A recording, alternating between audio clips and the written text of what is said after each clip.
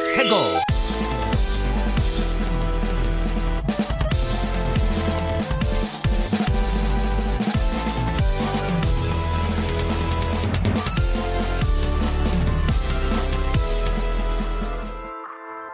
Hello and welcome to another episode of Fair 64 with me, your host, Yemmy the Ferret. I hope everyone enjoyed the top 10 video games of 2023, which released both on podcast platforms and on YouTube, with a nice special YouTube video going along with that. And thank you to everyone who joined me for the live reaction / unveiling of this year's top 10 list. It was maybe not this year. 2023's top 10 list. Technically, it is the top 10 list that I'm releasing in this year, 2024. But yeah, I appreciate everyone who joined me for that. And also thank you to everyone who joined me for the Ferret Awards 2 weeks ago. If you missed any of those, you can just go scroll back on the Spotify or YouTube listing, and they'll be right there for you. The Ferret Awards was a complete success, very enjoyable. Thank you to everyone again for helping me out with that. Also, there was a podcast episode attached to that, so if you did not hear the rest of that, the second half is a full-blown podcast episode about an hour or so long. And then the top 10 list came out on Saturday, the day before that I'm recording this, and I like to keep the top 10 list separate from a regular podcast episode, and a lot of times I don't have enough to talk about for an early week in January to actually have a separate podcast episode, but there is just so much going on that I felt like I had to jump on it and do an extra podcast episode this week for this podcast. So sit back, relax, and enjoy as we talk about the latest video game news, occurrences, first impressions, reviews, and so much more. And we're going to start with the first part of this podcast, which is going to be, what have I been playing this past week? This is probably going to be a relatively quick segment because I didn't really finish a lot of games this week, even though I've been playing a fair amount. On stream, we're currently doing Power Wash Simulator and Neo. We just finished Lego Marvel Superheroes, which was pretty good. I don't know if I talked about it the other week, but yeah, it's a good Lego game. It's probably one of my favorites, up there next to like Jurassic World and Star Wars Complete Saga and stuff. So definitely still a great game, definitely worth playing. Yeah, I enjoyed it a lot. The other game that I was playing this week and I finished was called Melatonin. This game was gifted to me by Just Callus. Thank you again to him for doing that. This is like a rhythm-based game that's very much like could be used as a way to teach people learning how to do percussion to keep time. Even like just regular band students could honestly play this because it does a fairly good job of being like a metronome to your mind, right? The game is kind of like your any other rhythm game that's come out in the past few years, whether it be Hi-Fi Rush or Rhythm Sprout or something, where the environment is more so your metronome than the actual game itself. So essentially things in the environment are doing certain things that go in that correspond with the metronome of the overall world aesthetic, and you hit buttons corresponding to what's happening. And it's a little bit more basic than that, though, because really all you're using is the space bar for most of your time in this game, with the arrow keys being there every so often.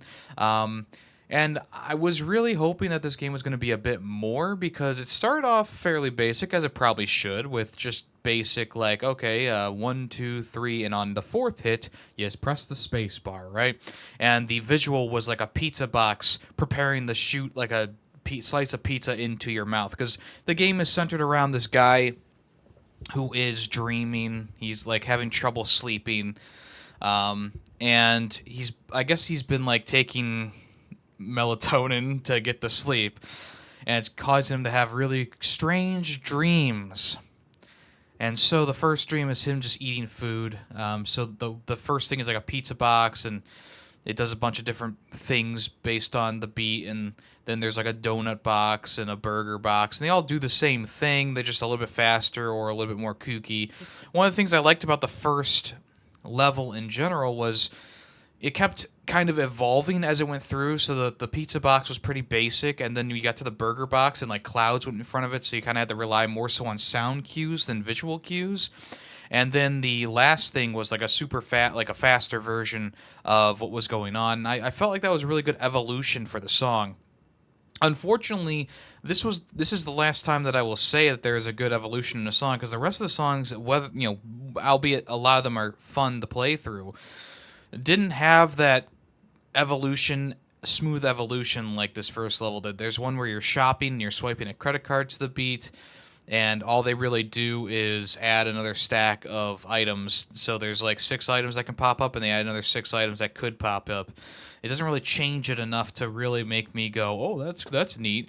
There's one where you're jumping on phone apps to move forward in the level, and that one was just broken as all hell. Like, the timing is so weird, where it's like, oh, you have to press the spacebar when your knees bend on the character, and it's such a fast thing. It's so difficult to keep up with. Later on, there's like this one where you're flicking a lighter to burn photographs, and I thought that one was relatively good, but once again, it just didn't do enough to change up the song throughout it. It was just kind of a boring mess.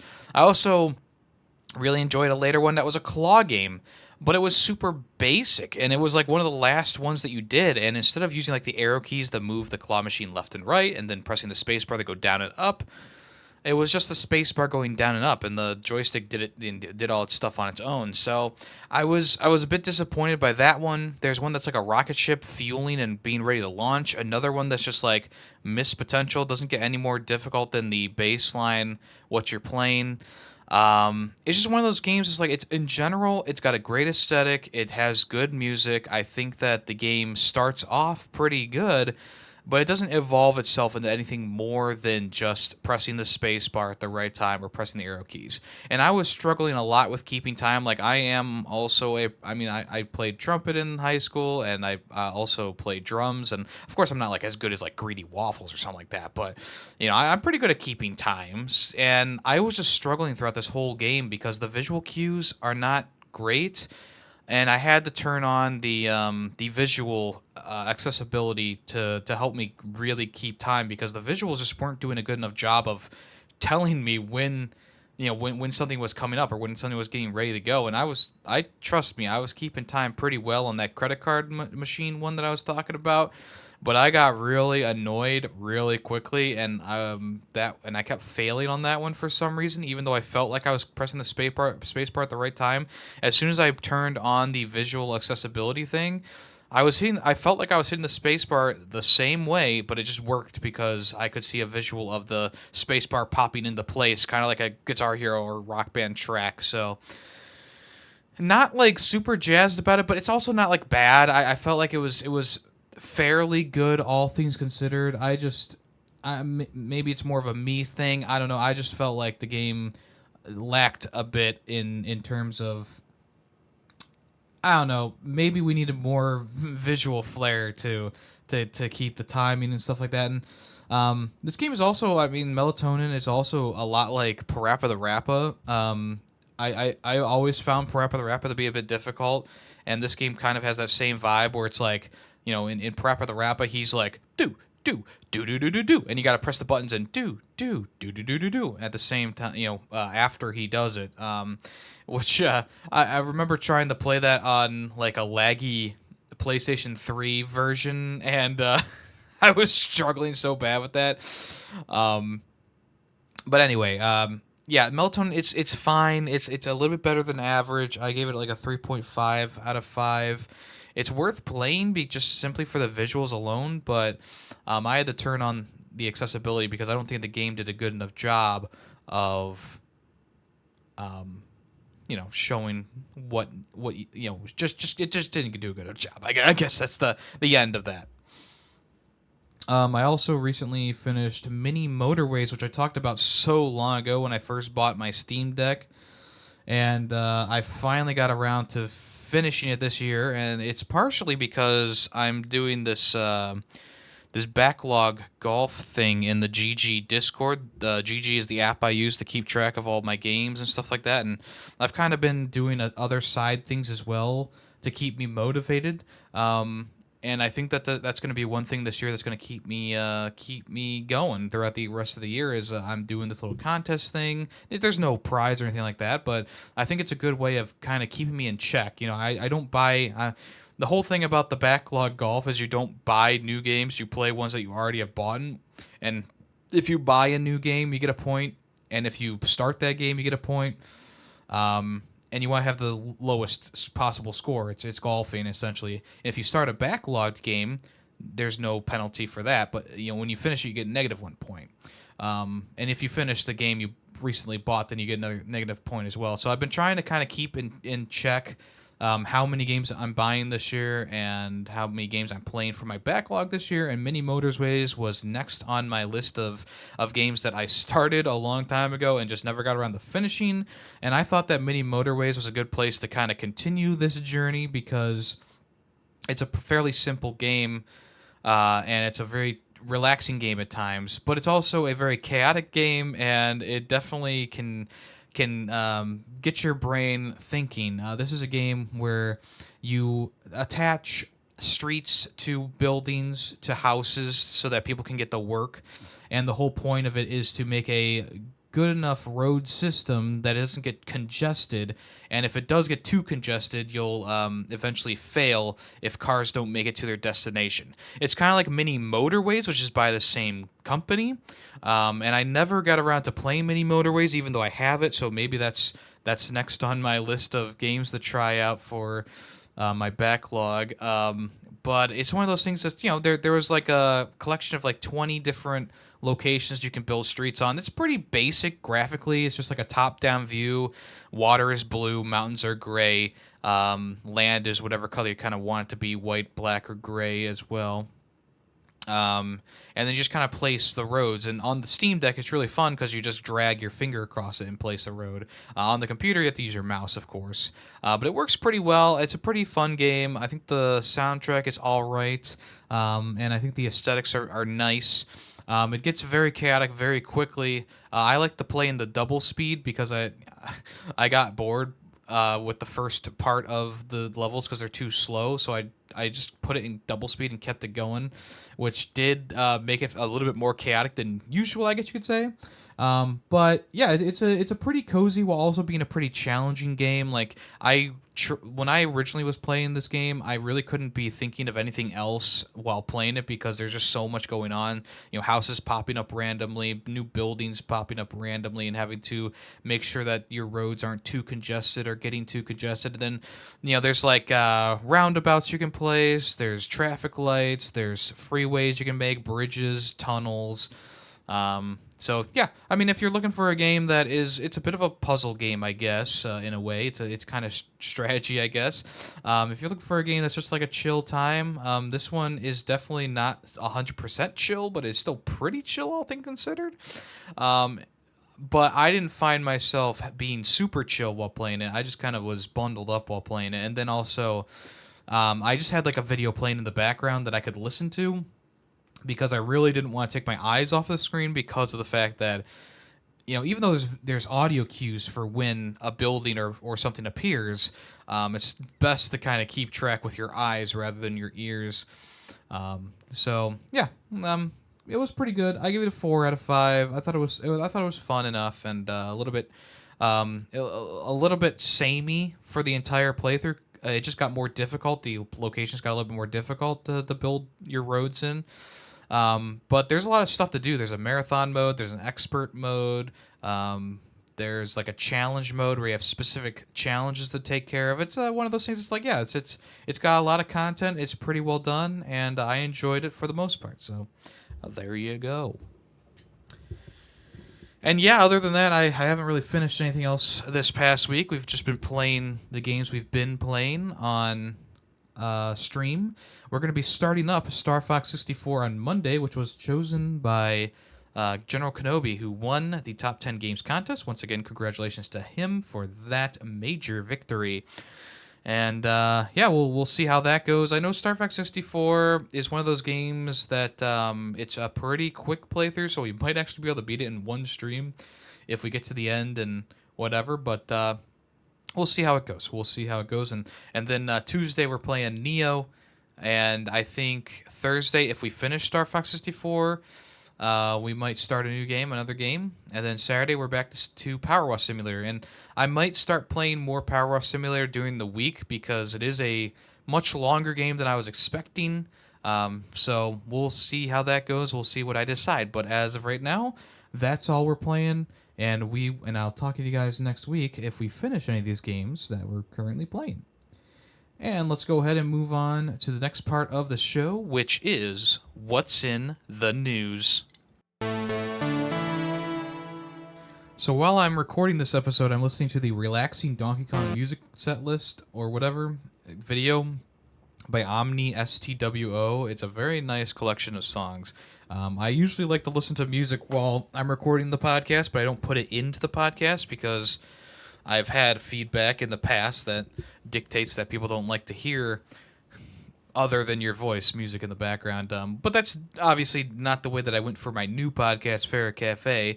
If you want to check that out, every other Thursday it's a live podcast where I just kind of talk about anything. It's a replacement for Fubar Ferret. All right, enough promotion. Well, let's talk about Unity for a little bit. Unity ran into a bunch of trouble in 2023 trying to put a runtime fee policy on their software. Companies, like a lot of indie devs, are very concerned about the pricing of it all and just how expensive it was going to get. There was like a higher fee for people whose game was downloaded like 100,000 or 1,000,000 times, something like that. And I brought up the point that, like, okay, what if a game like Among Us, which uses Unity, got super popular when these policies were in place? Those people hadn't worked on the game in like 3 years after releasing it on Steam, and they were working on like a phone version, sure, but if that game got the boom that it did when the Unity stuff was in a different price range or at the pricing they were going to do, they would have been bankrupt essentially because the game was like, they sold it for like $5 and like the fees were like in the millions if you got millions of downloads. It's so crazy. So as I already reported, the CEO departed and the president departed the company, but now it's come out that Unity is cutting 25% of its workforce, which is over almost 2,000 jobs. It's 1,800 jobs, which is absolutely insane. The information was actually sent through an email memo earlier in the week. Reportedly, people are being laid off. This is the largest layoff ever in the company, and people will be expected to be leaving by the end of March. The jobs that will be cut will impact teams, regions, and areas across all the business side of Unity. They said in a statement that it's going to help with the long-term success and profitability of Unity. This is the 4th round of layoffs since 2022. And I'm sure that there will be more changes coming to Unity in the future as well. Who knows if these... I mean, who knows where these people are going to go next. But it's hard to believe that they're... I don't know. Actually, I don't know how... I mean, I feel bad for these people, obviously, and I hope that they find jobs again. I don't really want to speculate on, this or that, obviously. But it seems like a lot of companies right now are trimming their workforce to save money. And on Unity's side of things, it possibly could have been the fault. I mean, it's obviously completely the fault of their own that people are turning to different software instead of Unity at this time. But there's still a lot of developers who use Unity. They put their trust in Unity. So I don't think it's 100% the controversy that happened, but it's very hard to not see it that way. So it's just been, I've said this multiple times, it's been too many jobs, it's been too many people laid off this past year. 2023 was a horrible year for layoffs and studio closures, and it just hurts the soul because these people are putting their lives into these games they're making. and in the case of Unity, trying to help the people make their dreams come true. It's rough. It's rough and it's unfortunate, but yeah, that's the cruel side of business, I guess. But still sucks either way. All right, the NDA for Suicide Squad Kills the Justice League has been lifted for the alpha, and I don't know if review codes. I don't know if the review embargo is lifted yet. I don't think so. But there has been a lot of negative press coming out of this game. Now, if you don't recall, I was a part of the alpha, and yeah, I mean, I thought that the combat was fine, and I thought that the cutscenes that they showed off and the acting, the voice acting was really good. But the platforming and the movement was just all around kind of annoying and disappointing. I found Harley Quinn and Captain Boomerang, they have the worst momentum of the game. Harley Quinn with the Batman claw and stuff like that, which I feel like should have been a perfect addition to this game, but it was terrible to use. Same thing with Boomerang. He has like the Flash's ability to like zip forward and back, and it just didn't feel right. Deadshot has like a jetpack, which was fine. I thought that was fine, and then King Shark can do big jumps, which I thought was fun. But I think that King Shark and Deadshot are going to be the two characters that everyone uses, and Harley Quinn and Boomerang are going to be the characters that only the people who are in a party who lost out on the other two characters will be playing as, which is unfortunate. A lot of companies, including even IGN, did not enjoy the game, but there are some companies and people out there who did enjoy the game. Of course, they put out a statement saying that back in November they held the closed alpha test for Suicide Squad Kills the Justice League. And where players agreed to a non-disclosure agreement and got a chance to check out the game. Now that there is more news out about the game and players are asking, we're no longer enforcing a portion of the NDA and we're allowing players to talk about their experience from the closed alpha test. We've heard the community request and want to give players an opportunity to discuss what it's like to explore Metropolis as Harley Quinn, Deadshot, Captain Boomerang, and King Shark. To the amazing players who tested the game, please feel free to talk and write about the gameplay experience. Keep in mind that all other terms of the NDA still apply, and players may not post imagery or videos from the closed alpha test. So at this point, I think this is to negate some of the talk that was going around, some of the speculation that was going around, because obviously when people play an alpha, they're going to tend to talk about it anyway, whether it be to their friends or colleagues or whatever, just kind of talk and mumble about it. And at this point, I felt like the bottle was about to burst, so they just decided to, hey, just go ahead and talk about it. We'll see what happens. And I feel like I gave a lot of constructive criticism back to them. I know my main criticism was just like retool Harley Quinn and Captain Boomerang completely, which I know they're not going to do. But I feel like that's the only, getting them up into par with the feel of King Shark and Deadshot is the only way for this to really be a success, in my opinion. Now, I will say the ties to the Arkhamverse is a bit shoehorned in, but I don't know if that really matters. Like, we could definitely put this in a vacuum and say, hey, this is just a separate game that's slightly connected to a video game trilogy plus a spin-off game that a lot of people love and enjoyed. And yeah, it's great to have Kevin Conroy voicing Batman in this game. Rest in peace. All the voice actors do a great job. I think there's a lot of great visuals in this, a lot of great cinematics, but the moment-to-moment gameplay just does not feel amazing. It does. Think of it like Destiny combined with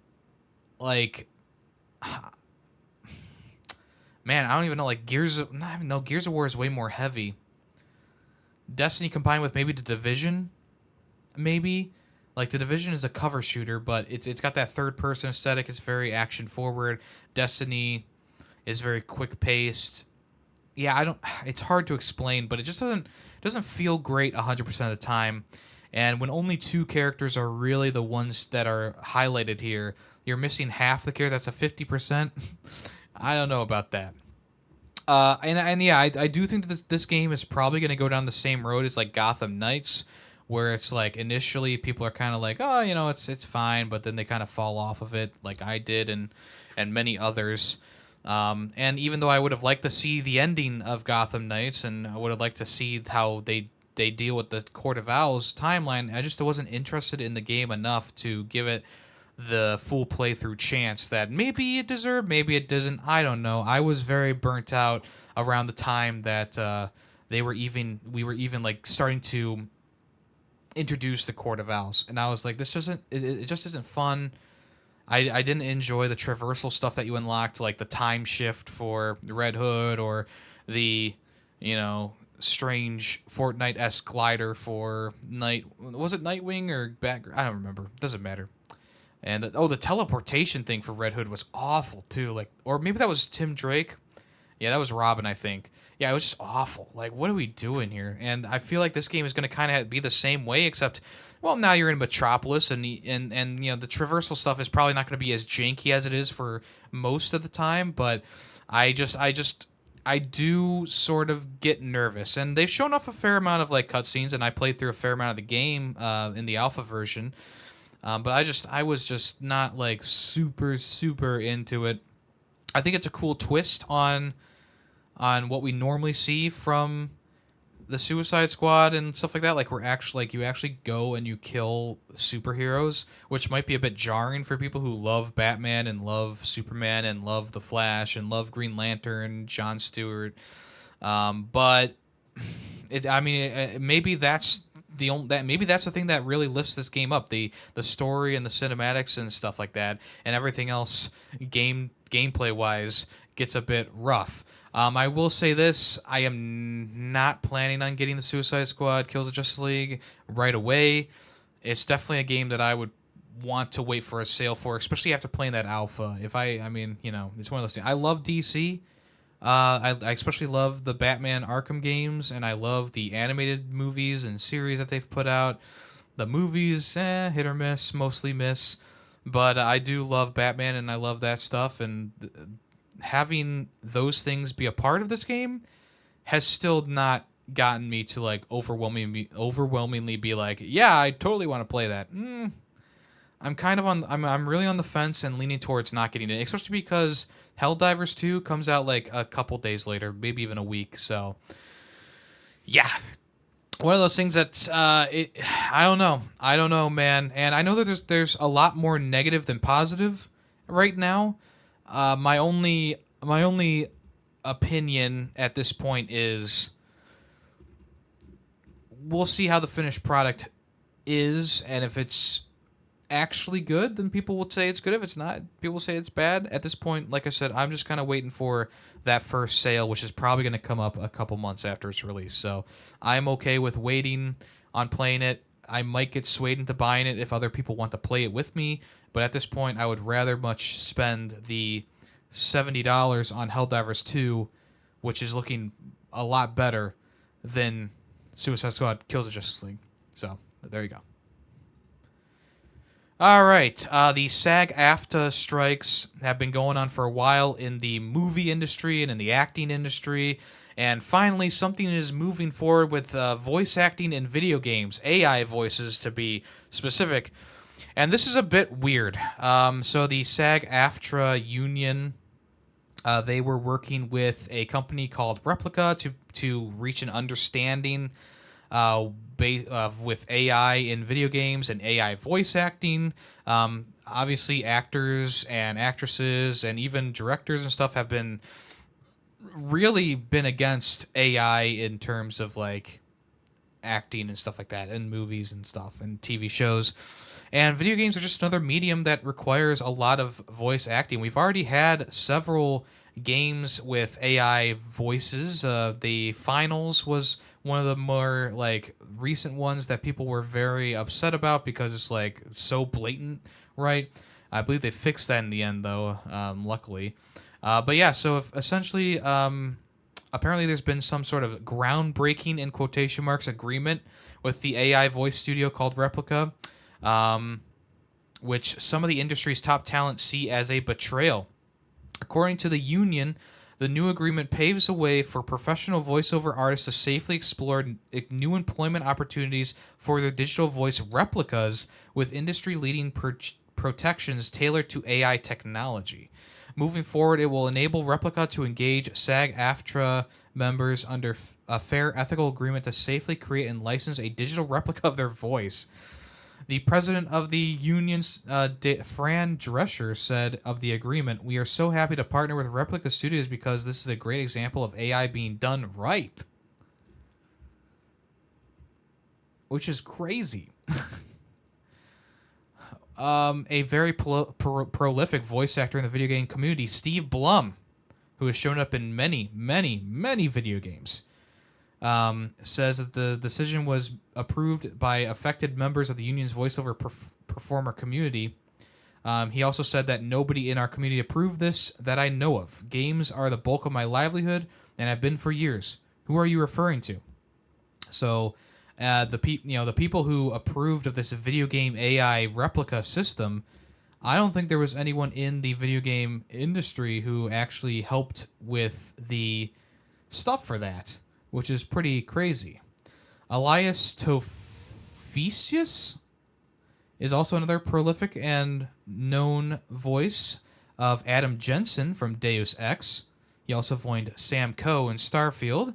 Said, "I would humbly consider myself one of the top voice actors in the game. No one asked me about this. No one reached out for my opinion. From what I'm seeing, no one asked any of my peers either." So it just seems like there was a misstep here in terms of a union. People are fighting against AI voices. Companies be able to take AI voices and use them in video games. Especially for people who are let's say Steve Blum, someone takes his voice, he's done plenty of voice work, and just makes a Steve Blum AI and uses it in a video game. Well, now he's not getting paid for that. So I guess essentially what this is this Replica Studio, you can actually license your voice, I guess, but that's the thing, like. Voice acting is more than just the tone of your voice. It's more than just how your voice sounds. It's essentially the emotion you put into it. It just seems so odd to me that the union would choose to do a deal with an AI voice studio and say, "Oh, it's being done right in this case." Is it? I don't know. A lot of voice actors are opposed to this and were not even asked like their opinion on it going into this, and really, really crazy. I mean, months and months of battling for the other sectors, like the TV and movie sector, but it seems like there was a lot of stuff glossed over for the video game voice actor rights and motion capture rights. So very, very interesting, but also kind of, I don't know if disturbing is the right word, but it's very weird what happened. So I guess we'll see how this affects the industry going forward. This might have been a misstep by the union. We'll have to wait and see. Xbox is doing a developer direct. And there's actually a couple companies planning to do some kind of showcase. So there's a new state of play apparently being put together. Usually Nintendo does a Nintendo Direct in like February, and now Xbox has been doing some directs here and there every so often. So the Xbox Developer Direct, we can expect Era, History Untold, Avowed, Hellblade 2, and the Indiana Jones game to be there. We're gonna look. There's gonna be a in-depth look at each title, with a mixture of gameplay and developer commentary. So this is going to take place on Thursday, January 18th, which is about 4 days from now. It's going to start at 3 p.m. Eastern Standard Time, or 12 p.m. Pacific Time, 8 p.m. GMT on that day. It's going to be about 45 minutes long. Last year, they released Hi-Fi Rush I think it's the same early direct that they released it, so we'll see if they have anything crazy like that to talk about. Also in the same vein of things, Hi-Fi Rush, and a few other games are rumored to be coming to Nintendo and PlayStation, which is kind of interesting. Um, so I guess we'll wait and see on that, and maybe there'll be some sort of, I don't know, announcement in this direct saying like, hey, you can now play Hi-Fi Rush on PlayStation and Nintendo. There's a demo available today, and the game's released in after this event or whatever. I guess we'll see. The other game that is already released, I'm pretty sure, is that Immortality game. It's coming over to PlayStation and Nintendo January 23rd. So this was a game that was praised by the Game Awards in like 2022, and I never got around to playing it because I don't know, I just didn't. It got a 10 out of 10 from Pure Xbox, which is pretty crazy. Other games that are rumored to be coming to PlayStation and Nintendo consoles: Sea of Thieves, As Dusk Falls, and Hi-Fi Rush, as I already mentioned. So we'll see what happens there. And during this direct, this Xbox Direct, it seems like the Indiana Jones game is finally going to get a proper reveal. People have data mined and discovered that the name of the game possibly might be called Indiana Jones and the Great Circle, which is a pretty basic and unassuming name. So I guess we'll see if that's true or not. I decided to just say it right here because I thought it was kind of funny. Hopefully it's not that. I mean, I would rather just have Indiana Jones in general, but every Indiana Jones property needs like the subtitle, Indiana Jones and the Temple of Doom, Indiana Jones and the Last Crusade. Like there's so many good names for these Indiana Jones movies and properties. Like even the newer ones, like the Kingdom of the Crystal Skull or even the Dial of Destiny. I mean, they're decent names. So they're probably gonna put like a monkey attached to this one, Indiana Jones and the Obelisk of Torment or something. I don't know. Pretty interesting. We'll see what they eventually come up with. Keeping on with the Xbox news, the Baldur's Gate 3 bans from last week, where players accidentally uploaded videos of their sexy times in Baldur's Gate to the platform because they hit the share button and didn't realize it was going there automatically. Xbox support the other night said, to provide clarity on Baldur's Gate 3 mature content enforcement actions, Xbox account suspensions are not automatic. Each clip is reviewed by a moderator and, if found in violation of our safety and content policies, actioned accordingly. Our team evaluates appeals and can reverse suspensions of action if action was taken in error. If this was the first offense, for example, we will remove the suspension and let players know why it happened and how to avoid future issues. And of course, people didn't like this very corporate explanation. Jez Cordon on Twitter said, such a stupid policy. They'll ban you for recording footage of a game that exists on their own platform. Why aren't the game devs being banned for creating the pixels that record in the first place? Make sense. Also, a person named Peter P_85 said, every console should come with an auto upload off, and a warning should users turn it on. So yeah, I mean, obviously this person's year-long suspension for accidentally uploading some mature content onto the Xbox Share app is a bit crazy, and the fact that Xbox still hasn't reversed the decision after all this time is kind of wild as well. I guess we'll keep an eye on it and let you know if anything else happens in the near future. But as of right now, turn off the auto upload if you're looking to save some naughty clips from Baldur's Gate. I remember when Mass Effect came out, all three Mass Effect games have like boobs and ass and stuff in them. I don't remember there being much controversy when people saved those, although I guess the Xbox 360 and PlayStation 3 didn't have like an auto share system. You had to record the stuff on your own device and then upload it to other places. So I guess newer times, I guess you could say. Finally, for the Xbox news here, the original Xbox, not the Duke, but the smaller version of the Duke, the S controller, is being remade by Hyperkin. So this will be an officially licensed original Xbox controller. This is not the Duke. The Duke has already been re-released. I actually have one. It's a pretty crazy controller. So yeah, this will be available in black and white variants. Both of them look really good, really clean. I can't complain about that. There's also some nice features, including Hall effect sticks, the Xbox Series X and S share button, a detachable connection cable, and some more. The third-party pad, the controller is wired only, but you can of course take the wire out if you want to for easily storage or showcasing it. It's going to use a USB-C connection cable, so you will be able to use it with a computer if you want to. Hyperkin's 360 controller came out a few months ago, I think, at this point, which is a pretty good version of the Xbox 360 controller. I did not end up buying it, but I kind of wanted one. And this also looks pretty decent as well. So if you want to check that out, head over to Hyperkin's website. This one is nicknamed the Duchess S, because I believe the Duke was the first controller and the Duchess was the second one. But of course, this one is the Duchess S because, you know, the Series S, the Series X, ha ha ha, very funny. All right, let's move on to the next part of the show, which is what's coming soon.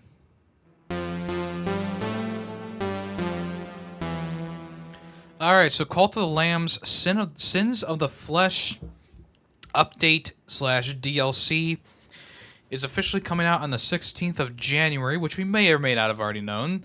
They released some more information about the mode.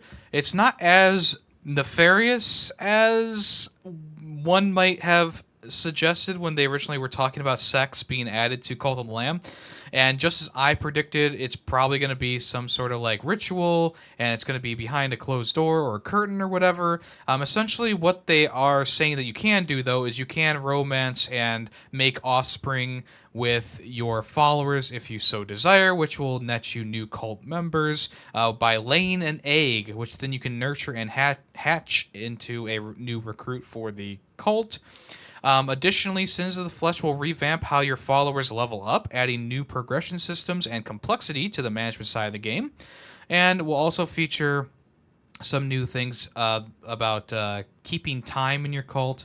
So sounds like it's going to be a pretty beefy update. There's even more on this blog post by them that I did not really get around to reading through the whole thing, but it seems like they're adding so much more here. There's like a rhythm game being introduced for one of the rituals. Of course, there's the love-making tent, so it seems like you could pick two followers, I guess, to mate inside this tent, and you can pick and choose their traits to have, kind of like recessive and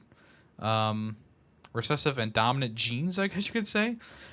So, yeah, there's much more going on than meets the eye, but there is not full-blown sex in the game. I believe one of the new rituals will have the characters like dressed scantily with little leaves over their junk, but other than that, I don't think it's going to be as in-depth as like Baldur's Gate 3 in terms of sex, but I think we kind of all knew that from the get-go anyway, so it's not too big of a surprise. And if you were asking for these small characters to make love on your screen, head over to Rule 34 for that. All right, talked about it a little bit earlier. Helldivers 2 has been confirmed to have PlayStation 5 and PC crossplay on launch, with the PC specs being revealed on Twitter. This is coming the 28th of February, and the latest trailer for the game made it look very crisp, very clean. The gameplay the graphics and the gameplay just looks so good. I know they haven't shown off a ton about this game, but, it's like a co-op. I'm guessing it's a co-op looter shooter or maybe even a wave defense game. It still isn't 100% clear what this game is, but the trailers have been really selling it hardcore. And of course, you can bring in players from both PC and PlayStation 5 to your game. Here are the specs for the PC version, courtesy of Demonic Lucy on the Discord. The minimum specs, they want you to have 1080p with 30 frames per second, graphics setting to low, an NVIDIA GeForce GTX 1050 Ti or an AMD Radeon RX 470, an Intel Core i7 or an AMD Ryzen 5, a 8GB DDR4 for RAM, Windows 10 64-bit operating system, and 100 gigabytes of storage for the computer. The ultra settings are 4K 60 FPS, very high graphics setting, NVIDIA 4070, Intel Core i5, and a 16 gigabytes of RAM, Windows 10 64-bit, and 100 gigabytes of SSD storage. Probably most people are going to be playing this at the recommended settings, which is going to be 1080p at 60 frames per second, medium settings, a 2060 NVIDIA, a i7, and 16 gigabytes of RAM on Windows 10 with 100 gigabytes of either standard hard drive or the SSD. So, yeah, I mean, this game is definitely going to tax your computer, which is why I'm getting it on PS5. Even though I have like a new computer, I just built it. I would rather play a game like this on the PS5 because you know it's going to be tailored for that experience first and foremost. So yeah, I'm excited for this. I did pre-order it. I am getting it day one. So it's a little over a month away at this point. But we have the demo and Prince of Persia coming out. So not the demo for Helldivers, but there is a demo for Prince of Persia out right now, and that comes out on the 18th, I believe. So that's pretty soon. The first major game of the year already coming out in January. Pretty crazy. But yeah, Helldivers comes out in February on the 28th. Smite officially has a sequel, Smite 2, as you may or may not have guessed. The sequel is a follow-up to the very popular MOBA, Smite. It's essentially what you expect. It's a bunch of hero characters. You defend a point, you attack a point, you kill little AI dudes, and you also battle your opponents. It was a very, very, very popular game. I think it's even still popular to this day. Smite 2 is going to release pretty much on everything: Epic Games, Xbox, PS5, and Steam. No Switch, unfortunately. The sequel is going to combine RPG-style combat with the MOBA formula. There will be dozens of playable characters based on the world's gods and legends. There will be 2 teams of 5 battling across 3 lanes, just like a MOBA, as any other MOBA. You'll have to, of course, take down opponents' titans and all that to take over their bases. Smite 2 has revamped the attack animations and visual effects of the game, and it overall, of course, looks a lot better than the original game, which came out in like the PS3 era. On PS5, there will be some use of the haptic feedback on the controllers. Smite 2 will also let you play as more gods using less items to alter their play style. It'll also feature an automatic system that creates a build based on your play style, which is kind of crazy. I think that a lot of these, Smite 1 was free when it came out. You had to buy some of the stuff, so hopefully this is not like a free-to-play mini, just like a free-to-play cash grab, kind of thing. Hopefully it is like a fair kind of game that doesn't have a pay-to-win mechanic in it. But we will see what happens. I think that, Smite obviously was very popular, and I'm sure that this will be very popular too, and I'll probably try it out when it comes around. I don't think they have an official release date. They just have a wish list option on Steam right now, so we'll have to wait and see for more information about that. Alan Wake is coming to Dead by Daylight as a survivor, and it's not the new version of Alan Wake, I don't believe, the new, more gruff version. I believe it is the original Alan Wake protagonist, who will be playable in the game as a survivor. There was a little bit more revealed in a post about like when you can expect him to come around. He's coming around in the next couple months here. And people were kind of wondering if Mr. Scratch from Alan Wake 2 was going to be, or maybe one of the various villains from Alan Wake 2 was going to be in there. I guess we really don't have a lot of information about that yet, but yeah, he's coming to Dead by Daylight, and he's coming soon. And I don't know if he's going to be any different than any other survivor, but we'll just wait and see. Konami has revealed they are bringing back the Felix the Cat and also Rocket Knight. So these are 2 games that came out in the 90s. Rocket Knight Adventures and Rocket Knight Adventures 2, both in 93 and 94 respectively. And then there was also a spin-off for the Super Nintendo released in 1994, which included a boss rush-like feature and museum modes, which will be available in the Rocket Knight Adventures Re-Sparked collection. Then also Felix the Cat games are coming around. This is another collection which combines 2 hard-to-find games called Felix the Cat. The first one released on the NES in 1992, and a year later it came to the Game Boy. Both are getting quality of life features like save states and all that stuff. So pre-orders open up on the 9th of February on limited run games and will run until the 10th of March. So this is actually two pretty decent collections, all things considered. These are also some games that have various high pricing in the hundreds for copies of the game, which is pretty crazy. So if you want to check that out, like I said, I think this is coming from limited run games. These collections are coming to limited run games, and yeah, I think this is a good idea. So yeah, we'll see. We'll see how that goes. If you're interested in that, keep an eye out for the pre-order coming up on the 9th of February. Sandland, which was revealed during Summer Games Fest or something like that, or State of Play. I don't remember exactly. It looks like Dragon Ball Z, except with tanks and stuff like that. Essentially you drive around like these Metal Slug-esque vehicles that are kind of cartoony or whatever.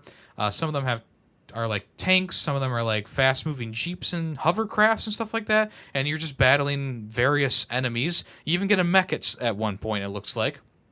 Sandland is coming on April 26, 2024, which is not a bad release window, honestly. A release date, seeing as a lot of the other games from the earlier part of the year are going to pass by.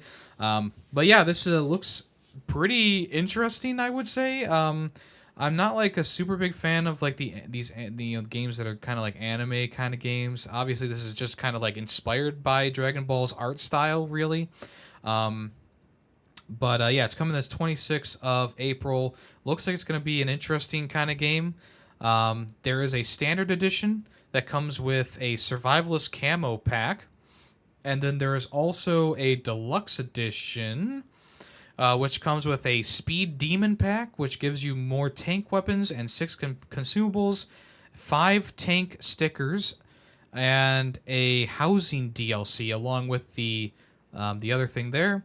And there is a collector's bundle, which includes a figurine of the main character standing on like a rock formation, along with the survivalist camo pack and everything else, I hope included with the digital deluxe version.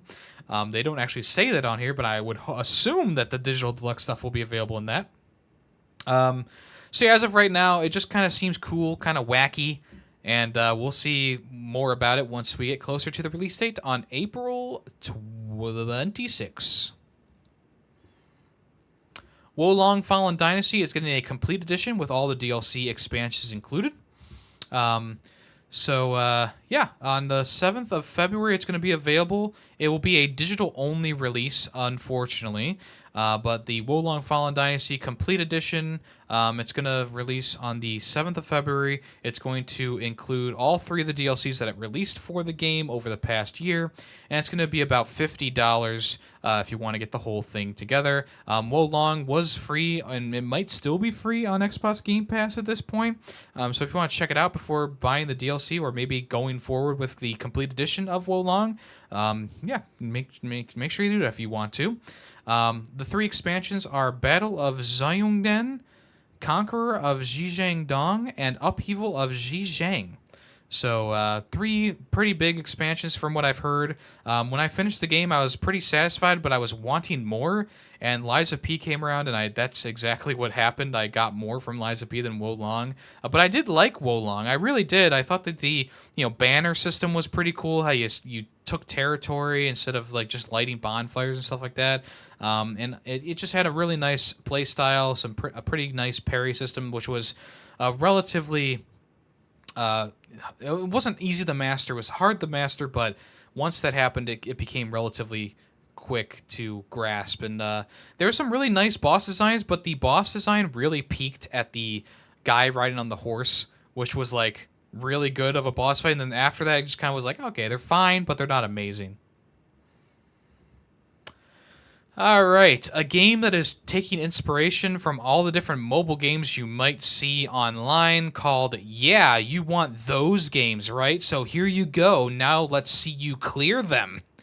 Pretty interesting name. It's actually available right now on PlayStation for $10. I'm not sure if it's available in other places as well. But essentially, this is all the fake mobile game ads in one, which is pretty crazy. So yeah, it's not officially on the PS5. It just has a PS4 version right now. There are trophies for the PS5 version, so maybe they're just taking a little bit longer to do the PS5 version than the PS4 version. But yeah, the title is already available on Nintendo Switch and Steam. So there you go. It's already available in those places. But essentially, it's a collection of like mini games, I guess you could say. And yeah, seems pretty crazy and wacky. The only game from like those mobile game ads that kind of seems kind of interesting are the ones where you're like, it's like an auto runner and you're choosing the different pathways. But we already got Arrow a Row, which was pretty much the same thing. Oh my gosh, the one with the like you move the keys out of the way and it does different things. I always thought that looked interesting, but I knew that it was never like the same thing in the game. Yeah, this is kind of goofy. I might pick this up eventually, but we'll see. We'll see. It seems kind of interesting, at least. I don't know how quality it is, but yeah, looks all right. It's available now if you want to check that out. Pal World, which is a Pokemon-inspired game, but the Pokemon have guns, will be launching on Xbox Game Pass, and it's actually coming next week. I believe it's coming next week to all different platforms as well, but it is launching on Xbox Game Pass on January 19th. So this is that crazy game that they showed off in one of those Xbox Directs where the Pokemon pulled out like a Gatling gun and started shooting each other. In a press release, they said, embark on an open-world adventure through Pal World, where you can discover and capture over 100 pals. Oh, is it Pal World? It's Pal World, I'm sorry. Unveil the secrets of this mysterious land, overcome formidable bosses, and build powerful bases. Use your pals to do tasks for you and automate entire production lines. In this game, you can peacefully live alongside mysterious creatures known as pals, or risk your life to drive off a ruthless poaching syndicate. Pals can be used to fight, or they can be made to work on your farms and factories. You can even sell them or eat them. Very interesting. So yeah, that's going to be available next Friday. If you want to check that out, I'm sure I'll maybe check out like an hour or so of it, see if I vibe with it. But yeah, there you go. Pal World coming soon. All right, Nintendo they're going to release 2 classic RPGs next week on the Game Boy Advance, and they are Golden Sun and Golden Sun: The Lost Age. These 2 games are going to be released on the Nintendo Switch Expansion Pack service on the 17th of January. So if you want to check those out, they will be around soon. These games first debuted in 2001 and 2002. I'm sorry, 2001, and the following game released in 2003. Okay. Both games were developed by Camelot Software, who also did Shining Force, Mario Golf, and Tennis. And these are arguably some of the greatest RPGs of all time. I guess if you've played them, I guess you know. I don't know. Here's a bit of a press release snippet. From the humble village of Vale to the mystical peaks of Mount Aleph, the Golden Sun game set magic-wielding young heroes Isaac, Garrett, Ivan, and Mia on a quest to prevent an ancient power of alchemy from being unleashed on their home world of Wayard. For the second game, a direct sequel to Golden Sun, The Lost Age, presents a dynamic shift as the story now follows Felix, a young adept magic user who was the antagonist of the first game. Oh, spoilers, Nintendo! Jesus! On his mission to prove the alchemy isn't a destructive force. This will feature co-op gameplay that allows for friends to join your merry and sometimes not so merry band, as well as turn-based combat, puzzle-solving, open-world exploration, and RPG-inspired character upgrades. Golden Sun and Golden Sun: The Lost Age are layered with unpredictable gameplay built around an engrossing and engaging story. The more you get to know Wayard, the more mysterious it gets. So what do you say? Ready to fall under its spell? There you go. I'm pretty sure these were 2 games that people were very vocal about wanting, and here you go. We now have them. Well, next week, this coming week. So those will be available on the 17th of January if you're interested in checking those out on the Nintendo Online service. And finally for today, 14 games coming to PlayStation Plus Extra and Premium tiers. this coming week on the 16th of January. They are, for the extra tier, Tiny Tina's Wonderlands, Resident Evil 2 Remake, Hard Space Shipbreaker, Lego City Undercover, Just Cause 3, Sessions Skate Sim, Shadow Tactics Blades of the Shogun, Vampire the Masquerade Swan Song, and Surviving the Aftermath. Pretty good, pretty decent lineup here. Tiny Tina's Wonderland was alright. Resident Evil 2 Remake was one of the best games that came out that year. Lego City Undercover is just like a GTA Lego game. Just Cause 3 is a fun sandbox game. And Shadow Tactics is a pretty good strategy game. And here are the premium games. I'm more excited about these, and I'm probably going to buy at least one of them separately. I already have this game on PS1, but Star Wars Episode 1 The Phantom Menace is officially being released. Rallycross on the PS1 is also being released. Alongside that, The Legend of Mana and The Secret of Mana, the PS4 versions, and the PS4 version of Street Fighter 30th Anniversary Collection will be available on the premium service as well, if you want to check those out. So, yeah, a pretty good slate for January if you're a person who has these services, and I'm sure that there's plenty of enjoyment to be had in those games in the near future here. All right, let's go ahead and move on to the final part here, or the final segment here, where we try and guess that game. If you know the song, name, and the game that's from, let me know in the comments below, or in the Discord, in the Ferret64 Discord section. I will give you a super reaction in the Discord, or a hearty congratulations and a heart in the YouTube comments. Let's listen to this week's song right now.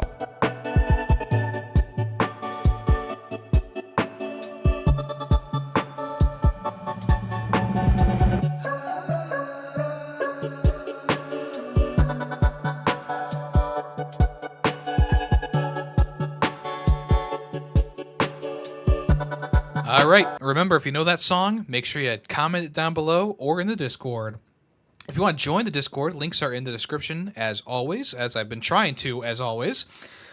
We have a lot of fun in the Discord. You can also follow me on Twitter and or YouTube as well. I also have a VODs channel where you can check out the latest streams VODed for your pleasure. That's the Yemmy the Ferret VODs channel. Also, I do other podcasts, Film Freak with a Z, where we talk about movies. The latest episode is about Home Alone. The next episode... Actually, no, the latest episode is about Stranger Than Fiction. I apologize. I'm off. And the new episode coming out next week is going to be about the movie Her. So if you want to check those out, those are available bi-weekly, just like Ferret Cafe, which is recorded live every other Thursday night at 8 p.m., where we talk about just kind of random topics. It's actually produced by you, the people. You give me topics, you give me sound commands, and we roll with it. So if you want to check that out, that's every other Thursday. Those episodes also release every other Thursday as well, if you want to check that out. So thank you so much for listening to this episode of the podcast. Here's the 2024 and the slate of games that is going to completely ruin my bank account. All right, folks, have a good rest of your week and or weekend. I am Yemmy the Ferret, and I am out of here. I'll talk at you next week. Bye-bye. The Ferret64 podcast is owned and edited by Yemmy the Ferret. The song Nightshade, used in the intro and outro, is owned by Adhesive Wombat. Small sound clips during the podcast were made by Yemmy the Ferret. News sources include NintendoLife.com, PushSquare.com, and PureXbox.com. All opinions video game related are my own. Thank you for listening.